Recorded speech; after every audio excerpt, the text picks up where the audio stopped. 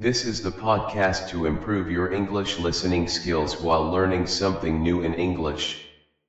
Every episode, we bring you interesting topics in simple and clear English, so you can listen, learn, and grow. So, sit back, relax, and let's get started. All right, so today we're going deep on a fascinating legend, and this one comes from West Java in Indonesia. It's the story of Sangkuriang. Sangkuriang, okay. Yeah, and the text we're using for this is called Cerita Rakyat Sangkuriang Legenda Jawa Barat. And it's really more than just a story, isn't it? I mean, it's about love and destiny, and there's this really cool landmark that's kind of tied to this whole narrative. It is, yeah. Like you've got this prince who is never without his dog, and then there's the whole thing with his mother's beauty, which is like timeless, and there are these crazy tasks given to stop a marriage that's just shocking. Sounds wild. Yeah. Okay, so let's get into it. Where do we start? Well, the story begins with Dayang Sumbi. She's a princess in West Java, and she has a son, Sangkuriang, who he's a big hunter. Okay, I'm already seeing like the classic folklore vibes. Right, and as with a lot of hunters in these old stories, Sangkuriang is always with his dog Tumang. But here's where things get interesting. Tumang isn't just any dog, he's actually a deity. Whoa, hold on. His dog is like a god. Yeah, and not only that, Tumang is Sangkuriang's father, which Dayang Sumbi has kept secret from him. What? That's a pretty huge secret to keep hidden. I mean, you can see how that could lead to some complications later on. Yeah, it definitely sets the stage for a lot of the drama that unfolds. So, Sangkuriang's out hunting one day, and he shoots a bird, and he tells Tumang to go and get it. Like any hunter would with their dog. Exactly, but for some reason Tumang doesn't listen, and he doesn't bring the bird back to Sangkuriang. I can imagine how frustrating that would be, especially if your dog usually obeys you. It's like that one time you really need them to do what they're supposed to, and they just don't. Totally. And Sangkuriang gets angry and banishes Tumang, telling him never to come home. It seems a bit extreme, but I guess in the heat of the moment. And Sangkuriang tells his mom what happened.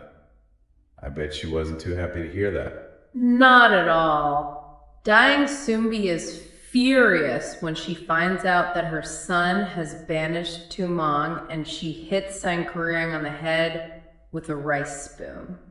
Wow, with a rice spoon. That's a pretty intense reaction. It's a pretty significant moment, and you have to remember the secret she's keeping about Tumang. It all comes out in that moment. And how does Sangkuriang react to that? He's hurt and upset. He feels misunderstood by his mother and decides to leave home and wander. He's basically just like, I'm out of here. It's a major turning point in his life. Yeah. He leaves behind everything he knows and sets off on this unknown journey. Meanwhile, Dayang Sumbi is filled with regret for what she did. That makes sense. I mean, she hit her son pretty hard and then he left. She must have been heartbroken. Yeah, and she prays every day that she'll see her son again. And it seems like the gods are listening because they decide to grant her a pretty special gift. Really? What do they give her? Eternal beauty and youth. She stops aging. Wow, that's incredible. So while Sangkuriang is out there experiencing the world and aging, his mother stays young forever. Exactly. It's kind of setting up a strange reunion between the two of them. Definitely. So what happens next? Well, after years of wandering, Sangkuriang decides to return to his homeland. After all that time, I'm sure things had changed quite a bit. Oh, absolutely. He's shocked by how different everything looks. And that's when he meets this incredibly beautiful woman.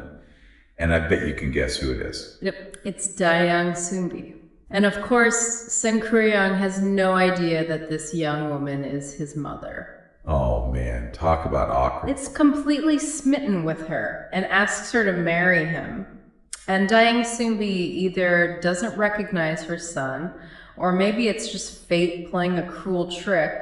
She agrees to marry him. I mean, she's probably thinking, this is the man of my dreams. He's handsome and he wants to marry me. Right. It seems like this marriage is actually going to happen, but luckily the truth comes out before it's too late. Oh, good. How does that happen? So one day, Sangkuriang is getting ready to go hunting, and he asks Dayang Sumbi to fix his headscarf. Okay. And as she's doing that, she notices a scar on his head, the same scar that her son had. Oh no, she must have been horrified. She is.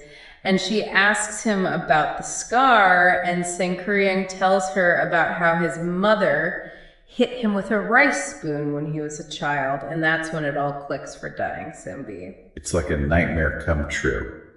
She finds her son after all these years, realize that they're about to get married. She's devastated, and she knows that she can't marry her own son. It's just wrong. I bet she tried to tell Sangkuriang the truth and convince him to call off the wedding, but I doubt he was very receptive to that. Yeah, he doesn't believe her. He's so obsessed with her and determined to marry her that he refuses to listen to her pleas. So what does she do? Dayang Sumbi realizes that she has to come up with a plan to stop the marriage. Okay, so what does she come up with? She gives Sangkuriang 2 tasks that seem impossible to complete. What kind of tasks? She tells him that he has to dam the entire Sataram River, and then he has to build a huge boat big enough to sail across the lake that he's just created, and he has to do all of this before the sun rises. Whoa, that's a pretty tall order. I mean, that's impossible for one person to do in a single night. Right. She's basically hoping that these tasks will be so difficult that he'll fail and the marriage will be off. That's a pretty smart plan. But I guess Sangkuriang, being who he is, isn't going to back down from a challenge. Nope, he agrees to do it. He's so confident in his abilities and maybe a little bit arrogant because of his, supernatural heritage. So how does he even begin to tackle these massive tasks? He calls on his friends from the Jinn world to help him. Jinn? That sounds pretty powerful. Oh, they are. Jinn are these supernatural beings that are often found in folklore, and they have a lot of power. So it sounds like Sangkuriang might actually have a chance of succeeding here. Yeah, and Dayang Sumbi is watching all of this unfold, and she's starting to panic because he's actually getting really close to finishing both tasks. Oh no, this wasn't part of the plan. She has to think fast and come up with another plan. What does she do? She gets the people in the village to help her, and they spread red silk cloths all over the eastern sky. Red silk cloths. What for? Well, when the early morning light hits those cloths, it looks like the sun is about to rise. Oh, that's clever. Yeah.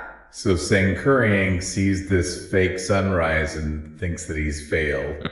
Exactly. He's devastated and furious. He can't believe that he's lost, and in a fit of rage, he destroys the dam he just built. And I'm guessing that causes a pretty big flood. A huge flood. It covers the entire city. Wow. So what happens to the boat? He kicks the boat and sends it flying through the air. It lands upside down and turns into a mountain.